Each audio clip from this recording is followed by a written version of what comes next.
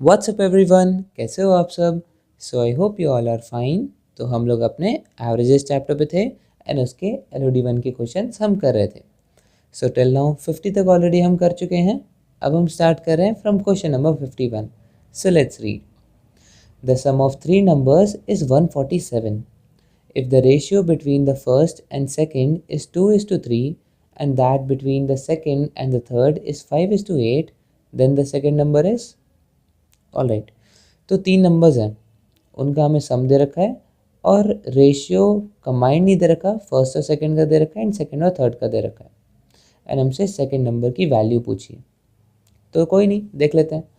So let's say ये first number है, ये सेकंड नंबर है एंड ये थर्ड नंबर है। ठीक है, ये बोला है the ratio between the first and the second is 2:3। First और सेकंड नंबर के बीच में जो रेशियो है वो 2:3 का है एंड 2 और 3 के बीच का रेशियो 5:8 का है। ठीक है, तो बताओ सेकंड नंबर क्या होगा। तो उसके लिए मुझे इनका कंबाइंड रेशियो निकालना पड़ेगा, जैसे कि A:B:C। लेकिन वो कैसे निकलेगा। तो अगर आपने रेशियो एंड प्रोपोर्शंस पढ़ा है तो आपको ये आता होगा, नहीं पढ़ा तो मैं अभी आपको बता देता हूँ। देखो, अब ये इंडिविजुअल 1 और 2 का दे रखा है, ये 2 और 3 का दे रखा है, हमें तीनों का कंबाइंड रेशियो देखना है। ठीक है, तो हम क्या करेंगे, जो इनमें से कॉमन है, कॉमन कौन सा है, 2 वाला, ये हमें गिवन है। ठीक है, तो अब पहले ऊपर वाले में देखो, ऊपर वाले में 3 कॉमन है एंड ये वाला एरिया ब्लैंक है, तो चुपचाप इस वाले को इधर मैं पेस्ट कर दूंगा। ठीक है, ये मैंने कॉपी कर लिया। और वैसे ही सिमिलरली नीचे में कॉमन कौन सा है, 5, और ये मैं ब्लैंक वाले में यहाँ पेस्ट कर दूंगा। ठीक है, अब करना क्या है, हमें बस वर्टिकली मल्टीप्लाई कर देना है। तो 5 2 ज़ा 10 इस टू 5 3 ज़ा 15 इस टू 8 3 ज़ा 24। मुझे मिल गया अब इनका कंबाइंड रेशियो, दैट इज़ 10:15:24। अच्छा, ये तो हो गई ट्रिक की बात। अब जिसे समझना है वो समझ भी लो। देखो, 1:2 ये रेशियो था 2:3 का। ठीक है, एंड सेकंड इस टू थर्ड, इसका रेशियो था 5:8। ठीक है, तो हम क्या करेंगे, हम इस सेकंड वाले को कॉमन कर लेते हैं। यहाँ 3 है, यहाँ 5 है, कुछ जम नहीं रहा है ना। इस सेकंड वाले को कॉमन कर लेते हैं। कॉमन कैसे करेंगे भाई, इसको मैं अगर 3 को 5 से मल्टीप्लाई कर दूँ एंड 5 को 3 से मल्टीप्लाई कर दूँ तो ये कॉमन टर्म आ जाएगा, है ना। तो मैं इस पूरे रेशियो को मल्टीप्लाई कर देता हूँ 5 से। तो अब 1:2 कितना हो गया, 1:2 हो गया आपका 2 5 ज़ा 10 इस टू 5 3 ज़ा 15, ये हो गया। और 2:3 कितना हो गया, 2:3 हो गया आपका। अब मुझे इसे मल्टीप्लाई करना है 3 से, तो 5 3 ज़ा 15 इस टू 8 3 ज़ा 24।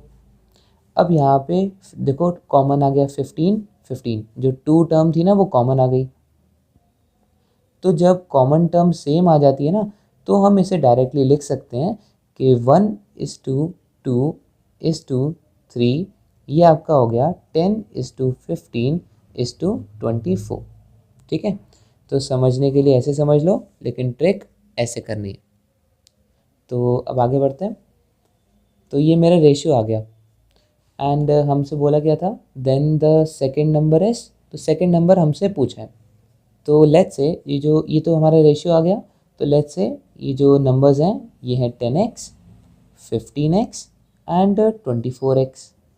ठीक है, एंड हमें क्वेश्चन में एक और बात बोली है कि इन तीनों नंबर्स का अगर हम सम कर दें तो वो 147 के इक्वल आएगा। तो इक्वेशन बना लेते हैं। तो 10x + 15x + 24x = 147। So therefore 25 and then ये 49x = 147 एंड x आ गया हमारे पास 147/49। 7 से कैंसिल हो जाएगा, 7 × 7, 7 × 21 एंड 7 × 3। तो x की वैल्यू आ गई हमारे पास 3 एंड हमें सेकेंड नंबर पूछा था, सेकेंड नंबर इज 15x। ठीक है, यही हमने अस्यूम किया था, that is 15 × 3, that is 45 is your answer, option number B.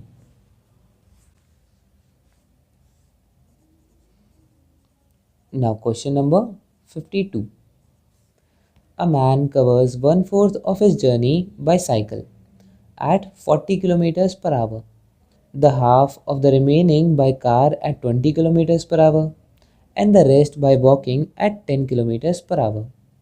Find his average speed during the whole journey. Okay, तो एक मैन जो है वो 1/4 ऑफ द जर्नी साइकिल से करता है, half of the remaining car से करता है और रेस्ट वॉकिंग से करता है। तो मुझे उसकी एवरेज स्पीड निकालनी है। तो एवरेज स्पीड का है तो डायग्राम भी बना लेते हैं। लेट्स से जो टोटल डिस्टेंस है वो 100 किलोमीटर्स का है, ठीक है, बल्कि 100 भी नहीं, आप ऐसा करो, ये 1/4 है और 1/2 है, अब 4 2 ज़ा 80 किलोमीटर्स मान लो, ठीक है, कैलकुलेशन ईजी हो जाएगी। सो लेट्स से ये डिस्टेंस पूरा 80 किलोमीटर का था, ठीक है, 80 किलोमीटर्स। अब a man covers 1/4 of his journey by cycle. 1/4 of his journey मतलब 1/4 80 किलोमीटर्स का, तो 1/4 इंटू 80 कितना हो गया आपका 20, यानी उसने 20 किलोमीटर किससे कवर किया, साइकिल से, और उसकी स्पीड कितनी थी 40 किलोमीटर्स पर आवर, ठीक है। ऊपर मैं डिस्टेंस लिखता हूँ और नीचे मैं स्पीड लिख लेता हूँ। तो 20 किलोमीटर उसने स्पीड से कवर किया by cycle. Then half of the remaining by car at 20 kilometres per hour. अच्छा, हाफ ऑफ द रिमेनिंग, ठीक है, ये रिमेनिंग बहुत इंपॉर्टेंट वर्ड है। अगर रिमेनिंग नहीं दे रखा होता तो हाफ ऑफ द जर्नी को मैं क्या लिखता, जैसे 1/4 ऑफ 80 किया है वैसे हाफ ऑफ 80 करता और यहाँ पे 40 किलोमीटर लिख देता। लेकिन यहाँ पे हाफ ऑफ द रिमेनिंग लिखा है, मतलब बची हुई जो जर्नी है उसका आधा। सो 80 किलोमीटर्स में से 20 तो हो गया, बचा कितना 60 किलोमीटर। अब 60 किलोमीटर का आधा कितना हुआ, दैट इज 30 किलोमीटर्स, है ना। तो इसमें कंफ्यूज मत होना, ये वर्ड एक एक वर्ड ध्यान से पढ़ना है। तो 30 किलोमीटर्स बाकी का उसने कितने में कवर किया, 20 किलोमीटर्स पर आवर से, और ये उसने कवर किया बाय कार। ये इसको मैं साइकिल को CY से रिप्रेजेंट कर लेता हूँ। अरे ये क्या हुआ, साइकिल से 40 किलोमीटर्स पर आवर की स्पीड थी और कार से 20 इसलिए मैं बोलता हूँ क्वेश्चन को ध्यान से पढ़ा करो, क्योंकि हमारे माइंड में ना परसेप्शन होता है कि कार तो तेज़ ही चलती है, तो गलती से हम एक्सचेंज कर देते हैं। तो read the question very carefully, उनका बस चलें वो भी वॉकिंग को भी 100 किलोमीटर्स पर आवर कर दें, है ना। सो हमें क्वेश्चन के हिसाब से चलना है। अब आगे बढ़ते हैं। And rest by walking at 10 kilometres per hour, और बाकी बचा हुआ वो 10 किलोमीटर्स पर आवर से कवर करता है बाय वॉकिंग, ठीक है। और बाकी कितना बचा हुआ, 30 20 50 तो हो गया, बाकी 30 और, तभी टोटल जर्नी हमारी 80 किलोमीटर्स की होगी। ऑलराइट, अब ये हमसे बोला है find his average speed during the whole journey, तो एवरेज स्पीड हमें निकालनी है। एंड एवरेज स्पीड का हमें फॉर्मूला अब पता चल चुका है, that is total distance upon total time, है ना।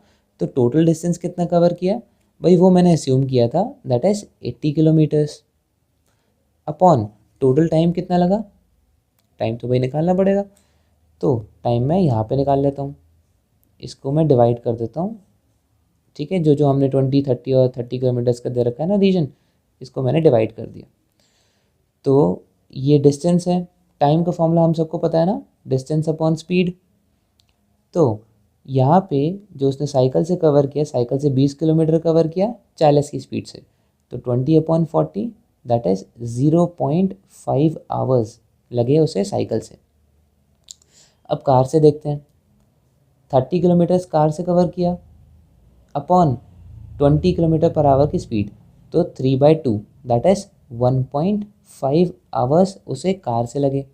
एंड लास्टली उसने 30 किलोमीटर्स ट्रैवल किया और स्पीड थी 10 किलोमीटर्स पर आवर, तो 30/10 दैट इज 3 घंटे उसे लगते हैं वॉकिंग से। तो 1.5 प्लस 0.5 2 प्लस 3 5 घंटे की उसकी पूरी जर्नी थी।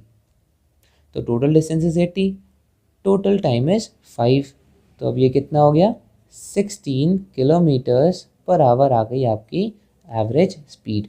Therefore option number A is your answer. Now question number 53.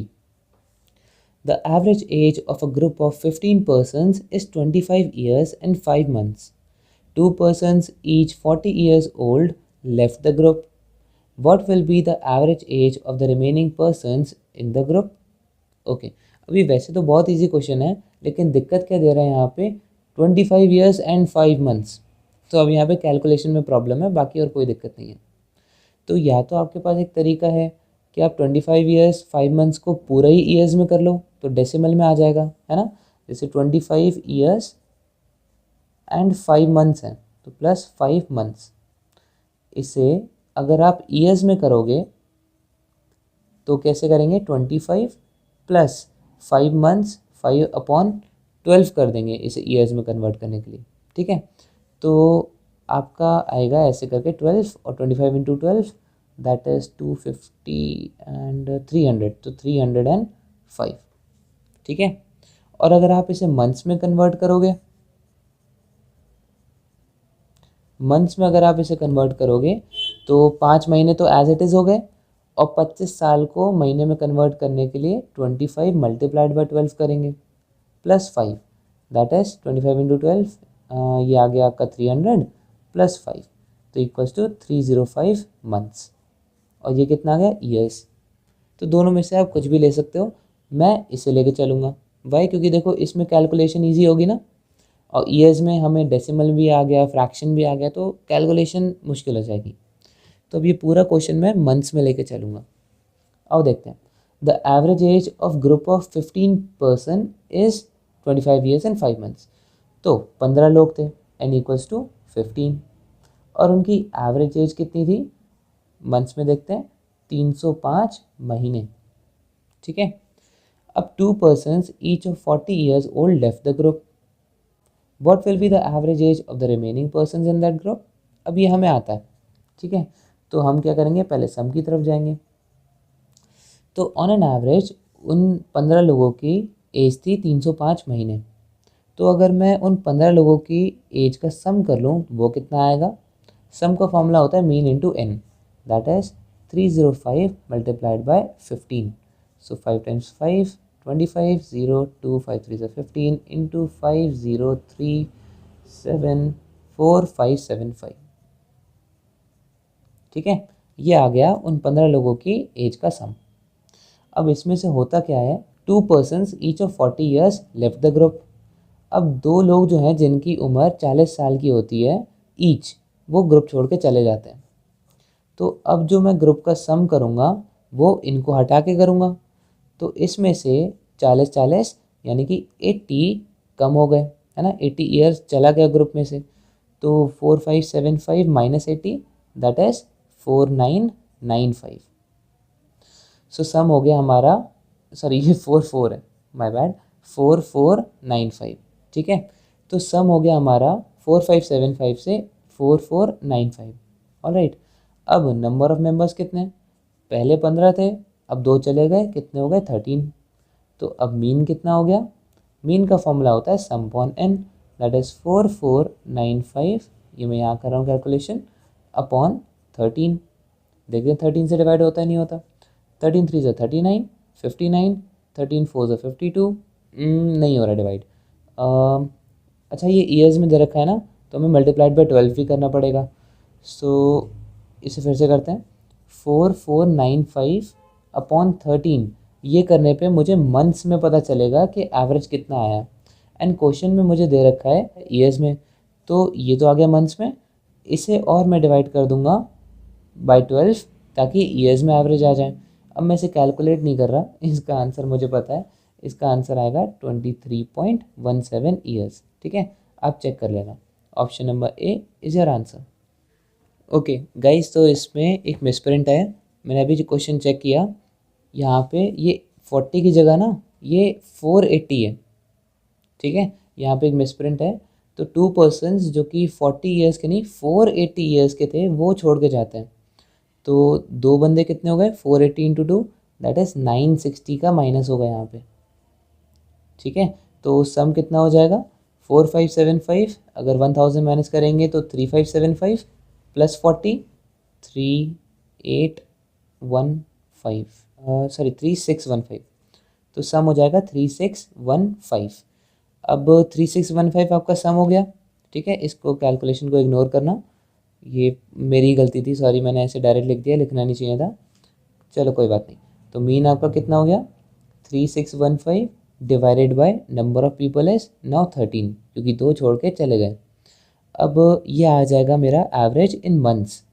अब इसे मैंने मल्टीप्लाई कर दिया बाय 12, मतलब इसको डिवाइड कर दिया, नीचे डेसिमल में मल्टीप्लाई कर दिया, तो ये आ जाएगा मेरा एवरेज इन ईयर्स, ठीक है। तो अब इसे जब आप सॉल्व करोगे तो आपका आंसर आएगा 23.17 ईयर्स, ठीक है। Option number A is your answer. Now question number 54।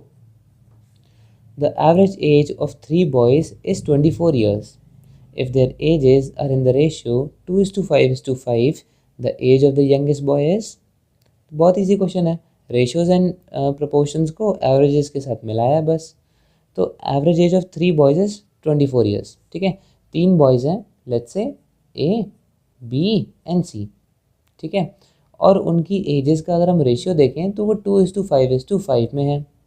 तो लेट्स से जो पहले वाले की एज है वो है 2x, दूसरे की 5x और तीसरे की 5x, ठीक है। ये मैंने मान लिया क्योंकि 2:5:5 में है। तो अब इनका एवरेज है 24 ईयर्स। पहले सम निकाल लेते हैं। Sum of their ages is 5 + 5 + 2 that is 12x, and average हो गया आपका 12x, that is some upon कितने लोग हैं 3, तो एवरेज हो गया 4x। अब ये एवरेज तो मेरे हिसाब से हुआ है, क्वेश्चन के हिसाब से द एवरेज इज़ 24, तो इक्वेट कर दिया, तो x की वैल्यू आ गई मेरे पास 6। एंड हमसे पूछा क्या है, the age of the youngest boy is, youngest boy की एज बताओ, तो youngest boy is a, that is 2x की वैल्यू हमसे पूछिए। तो 2x = 12 is your answer, option number D. Now question number 55। The average age of P, Q, R and S 4 years ago was 46 years. By including M, the present age of all the 5 is 51 years. The present age of M is? Okay. तो P, Q, R and S ये 4 लोग थे। इन चारों का average 4 साल पहले 46 years का था। कब? 4 साल पहले। अब अगर मैं प्रेजेंट की बात करूं तो इनका एवरेज कितना होगा? अब हमें एक प्रॉपर्टी पता है, हमने इसी बुक में पढ़ी थी, जिसे नहीं पता वो रेफ़र कर लो, I think it's property number 5, yes. तो property number 5 says if the average age of a group of person is x years today, then after n years their average age will be x + n। मतलब आज अगर let's say किसी group of people की average है 10 साल, तो 5 साल बाद वो हो जाएगी 10 + 5, और इसका उल्टा भी, पीछे जाना हो तो x - n भी हो जाएगा। तो देयरफॉर अब ये एवरेज एज हमें दे रखी है 4 साल पहले की, तो 4 साल पहले इनकी एवरेज एज 46 ईयर्स थी, तो 4 साल बाद यानी कि प्रेजेंट एज में उनकी एवरेज हो जाएगी 46 + 4, है ना, दैट इज़ 50। सिंपल। अब जैसे ये प्रॉपर्टी नहीं पता होती तो वो लगा रहता है, इतना बड़ा सोल्यूशन करता है यहाँ से यहाँ तक पहुँचने में, तो that's why properties are also important. तो प्रेजेंट में PQRS की जो एवरेज एज है वो है 50 ईयर्स, ठीक है। और नंबर ऑफ़ पीपल कितने हैं? 4, तो सम ऑफ एजेस कितनी हो गई? सम हो गया 50 × 4 दैट इज़ 200 ईयर्स, ठीक है। अब क्या होता है, एक बंदा और आ जाता है दैट इज़ M। तो नया सिनेरियो क्या होता है, अब नंबर ऑफ़ पीपल कितने हो गए? 4 से 5 हो गए। देखो, तो नंबर ऑफ़ पीपल कितने हो गए? 4 से 5 हो गए। और मीन में कितना चेंज आया? भाई पहले 50 साल का एवरेज था, अब जो एवरेज हो गया वो हो गया 51 ईयर्स का। तो सम देख लेते हैं, अब सम ऑफ एजेस कितनी हो गई? अब सम ऑफ एजेस हो गई 51 × 5 दैट इज़ 255 ईयर्स की। अब सम कंपेयर करते हैं, ये जो सम है ये sum of ages of P, Q, R and S का है, ठीक है। और ये जो है ये P plus Q plus R plus S plus एक और बंदा आ गया M, उसका है। तो इन दोनों में डिफरेंस किसका है? डिफरेंस M का ही है। इधर M ऐड हो गया, इधर M ऐड नहीं हुआ।